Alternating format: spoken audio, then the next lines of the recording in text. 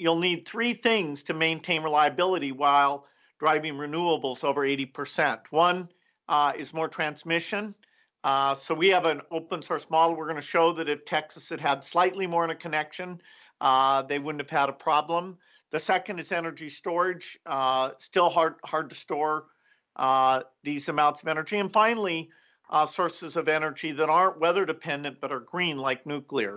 And so those three will be an important part of the zero emission electricity system.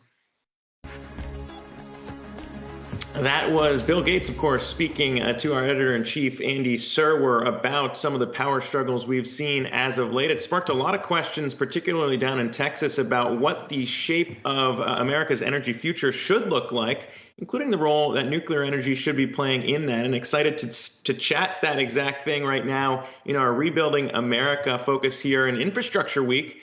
Joining us now to discuss it is John Kotek, NEI Vice President of Policy Development and Public Affairs, alongside Yahoo Finance's Brian Sozzi. And John, we'll just kick things off because, it's been a pretty interesting way to start learning about the need to invest in infrastructure here in the United States. But when it comes to what role nuclear energy should be playing in that, what do you make of how it fits into, I guess, the portfolio of options we should have at our disposal? Yeah, I think the situation in Texas has really underscored the importance of having a balanced mix. And as we strive to decarbonize the grid, we're going to need to take advantage of the positive attributes and compensate for some of the shortcomings of all energy resources. And when you think about nuclear, the fact that you've got 18 to 24 months of fuel supply in the reactor at any given time means that those facilities can run when maybe other energy resources are interrupted by things like extreme weather or other circumstances. If you sort of draw the lens back from Texas this week and you look at the whole country, which has been plunged into a deep freeze, nuclear has been running at greater than 95% average capacity factor over that period of time. Far and away the most resilient, reliable resource we've had during this period of severe cold.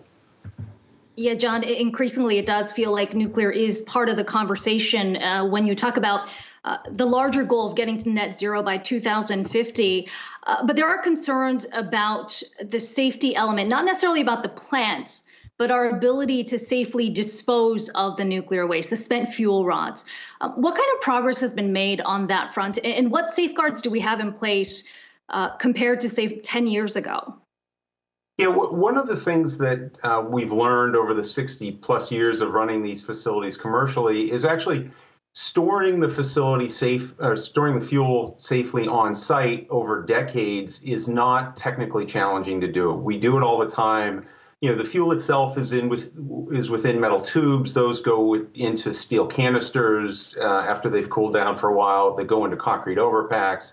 You put those on guarded pads at sites. While it's not an ideal solution, it's certainly, from a temporary standpoint, safe for both the workers and for the public. And when you think about the benefit that you derive from the generation of nuclear energy and the production of that spent fuel, I mean, just the two new reactors that are being built at Vogtle in Georgia, for example, the Department of Energy estimates that over an 80-year lifetime, those two reactors would keep about 800 million metric tons of carbon out of the atmosphere. So when you're focused on decarbonization, really nuclear has a huge role to play alongside increasing shares of wind, solar, and storage to get to a clean grid. John, do you think the Biden administration is a friend to the nuclear power industry? And then what have you seen from the Biden administration's proposals on infrastructure that would give you an indication that maybe he's a friend or maybe he's a foe? And so I do believe that the Biden administration is supportive of nuclear. If you look at the statements that came out during the campaign, for example, you saw a lot of recognition of both existing nuclear and a next generation of nuclear technology as having an important role to play in decarbonizing the grid. I actually worked in the Federal Energy Department the last couple of years of the Obama administration, so I know a lot of the people that are coming back, and I know they understand the role that nuclear can play going forward. I think as we see the Biden policies take shape, I think you're going to see a focus on both preserving the existing nuclear generation we have. A lot of folks don't realize that nuclear represents about 20% of U.S. electricity and is more than half of our carbon-free generation in the United States. So I think they'll focus on keeping existing plants running, and then they'll focus on creating a pathway for a next generation of nuclear technology. There were a lot of investments, again, going back to my time in the Obama administration, where programs got started to work alongside innovators like Bill Gates and others to bring a next generation of nuclear technology to market that really builds on what we've learned over the last 60 years and comes up with a new set of designs that can be built faster and operated at lower cost and contribute to decarbonizing the grid both affordably and reliably. On nuclear, how would President Biden be different than President Obama? I think what's happened over the last 5 years is that the focus on carbon and climate has just intensified.